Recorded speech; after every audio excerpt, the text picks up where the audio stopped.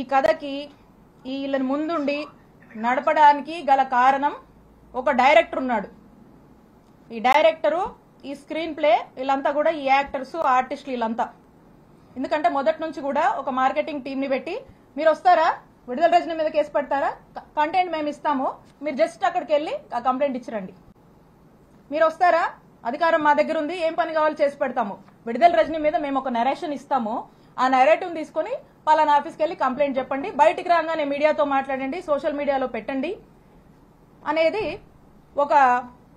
ఒక ఎజెండా పెట్టుకున్నారు. ఒక మోడస్ ఆపరెండా రన్ చేస్తున్నారు. దాంట్లో భాగంగానే ఒక బిజినెస్ మ్యాన్, ఒక వ్యక్తి వెళ్ళి, ఇక్కడ ఒక డైరెక్టర్ ఉన్నాడు, ఆ డైరెక్టర్ ఎవరో కాదు, Narasaraopet MP Shri Lavu Srikrishnadevaraya garu. He's the director. ఈ డైరెక్టర్ దగ్గరికి ఈ బిజినెస్ మ్యాన్ వెళ్తాడు. ఈ బిజినెస్ మ్యాన్ ఫ్రెండ్ అంటారు, ఈ బిజినెస్ మ్యాన్ బంధువు అంట, అదే పార్టీకి సంబంధించి అదే వాళ్ళ వర్గానికి సంబంధించినటువంటి వ్యక్తి ఈ బిజినెస్ మ్యాన్. ఈ బిజినెస్ మ్యాన్ వెళ్ళి అతనికి ఏవో బిల్లులు కావాలి, అతనికి ఉన్నటువంటి పెనాల్టీస్ వేవ్ ఆఫ్ చేయాలి, అతను యథేచ్ఛగా వ్యాపారం చేసుకోవడానికి అతని సపోర్ట్ కావాలని అతన్ని అడిగితే, అతడు ఇతనికి, డైరెక్టర్ గారు అన్నాను కదా కృష్ణదేవరాయ గారు, ఇతనికి ఇల్లీగల్ గా ఎట్లంటే అట్లా వ్యాపారం చేసుకోవడానికి, ఇల్లీగల్ వ్యాపారం ఇష్టం వచ్చినట్టుగా చేసుకోవడానికి, ఎదురే లేకుండా వ్యాపారం చేసుకోవడానికి సహకరిస్తానని హామీ ఇస్తూ కృష్ణదేవరాయ గారు ఈ బిజినెస్ మ్యాన్ ని ఒక కోరిక కోరుతారు. ఏంటంటే, నా టార్గెట్ విడుదల రజనీ, ఈ విడుదల రజనీ మీద తన్ని డిఫేమ్ చేయాలి, తన మీద ఏదో ఒక కంప్లైంట్ పెట్టండి, తన్ని డిఫేమ్ చేద్దాము, కంప్లైంట్ పెట్టించడము, ఆ పైన ఫాలో అప్పులు వ్యవహారాలు మొత్తం నాది బాధ్యత, మీరు అలా కంప్లైంట్ పెట్టి నేను చెప్పిన ఆఫీస్కి వెళ్ళి ఇచ్చేసి మీరు ఇంట్లో కూర్చోండి మెలకుండా, నేను నడుపుతా అని చెప్పి మీ బిజినెస్లు నడిపిస్తా అని అతనికి అభయం ఇచ్చి వెనకుండి ఈ విధమైనటువంటి దారుణమైనటువంటి ఇల్లీగల్ కేసుని నా మీద, మా స్టాఫ్ మీద, మా మరిది మీద పెట్టించినటువంటి ప్రయత్నం చేశారు. అసలు ఎందుకు ఇది చేయాల్సి వచ్చింది, కృష్ణదేవరాయ గారికి కూడా ఎందుకు ఇలా చేయాల్సి వస్తుందంటే, కృష్ణదేవరాయ గారికి విడుదల రజనీ అంటే కోపం కొంచెం ఎక్కువేనండి, ఎక్కువ కోపమే. ఎందుకో నాకు కూడా కారణాలు తెలీదు, కానీ రకరకాల కారణాలు ఆయనే అనుకుంటాడు, రకరకాల కారణాలు ఆయనకే ఉన్నాయి. సరే, ఎందుకంటే దానికి కూడా కథ ఉంది, అది కూడా చెప్తా. అయితే ఆ కథ ఏంటంటే,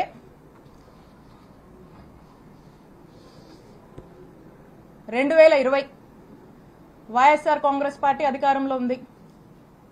సెప్టెంబర్ 2 వైఎస్ఆర్ గారు వర్ధంతి. ఆ రోజున గురజాల సర్కిల్,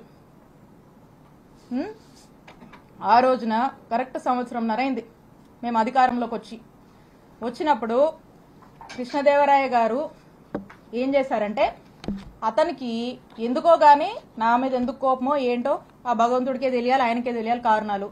అతని కోసం, అతని గ్రూప్ కోసం, అతను ఇక రకరకాలు ఉంటాయిలేండి. సరే, ఆయన ఏం చేశారంటే,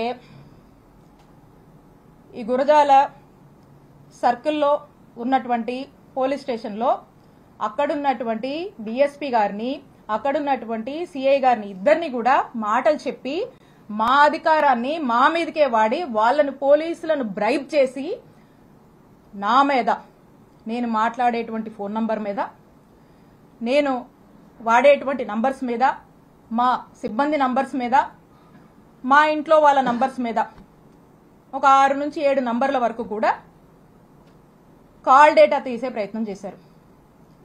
కాల్ డేటా తీయాలంటే ఎఫ్ఐఆర్ కట్టాలి, వీటి మీద ఎఫ్ఐఆర్ కట్టి, ఈ సర్కిల్లో ఎఫ్ఐఆర్ కట్టి ఈ కాల్ డేటా తీశారు. ఇది ఈ రోజున నేను ఎందుకు చెప్తున్నానంటే, మేమిద్దరం ఒకే పార్టీలో ఉన్నాం.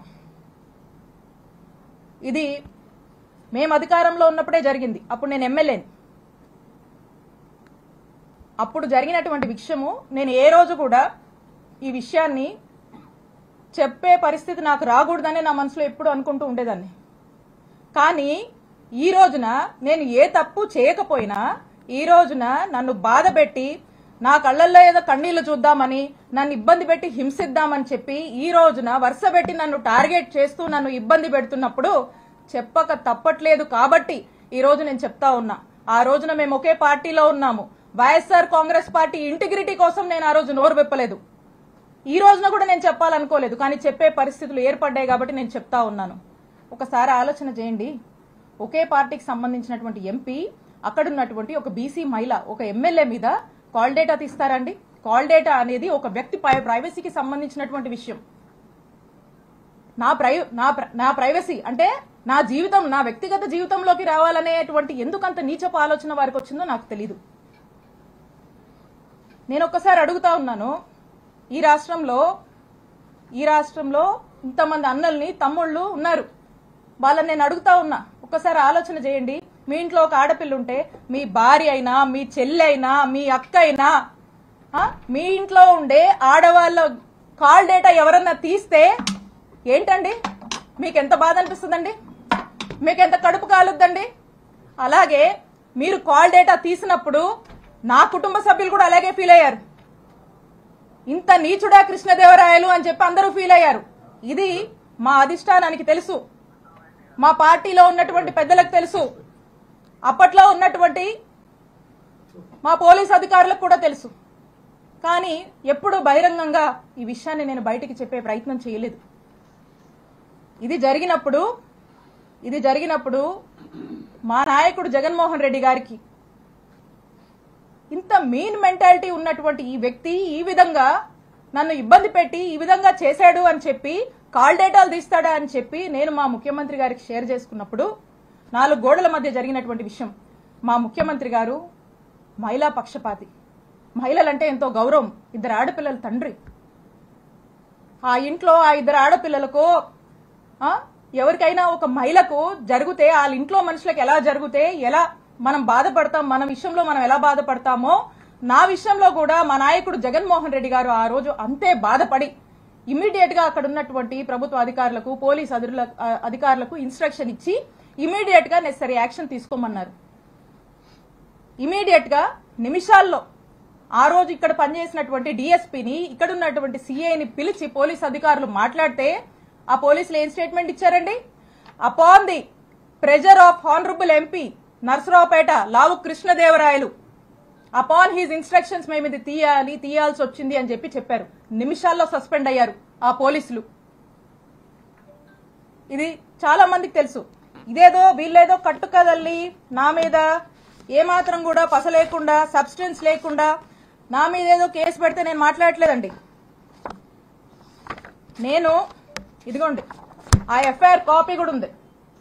మా నంబర్ల మీద తీసినటువంటి ఎఫ్ఐఆర్ కాపీ ఇది కూడా ఉంది, ఎవిడెన్స్.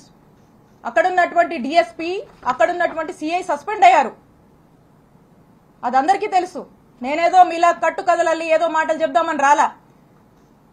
ఇది ఇంత నీచమైన నిజ స్వరూపం లావు కృష్ణదేవరాయలు. అప్పుడు మా నాయకుడు అతన్ని ఏంటయ్యా కృష్ణ, ఏంది పని అని ప్రశ్నిస్తే తల దించుకున్నాడు కృష్ణదేవరాయలు. ఆ రోజున కృష్ణ గారు తల దించుకున్నారు, తన తల తీసేసినట్టయింది. ఆ రోజున మా నాయకుడు జగన్మోహన్ రెడ్డి గారి దృష్టిలో ఇతను చేసినటువంటి ఈ తప్పుడు పనికి, ఒక మహిళా ఎమ్మెల్యే కాల్ డేటా తీసినటువంటి తప్పుడు పనికి అతను ఆ రోజున మా నాయకుడిలో కృష్ణదేవరాయలు అనే వ్యక్తి మీద నమ్మకం కోల్పోయాడు, అతను చేసిన తప్పు వల్లే.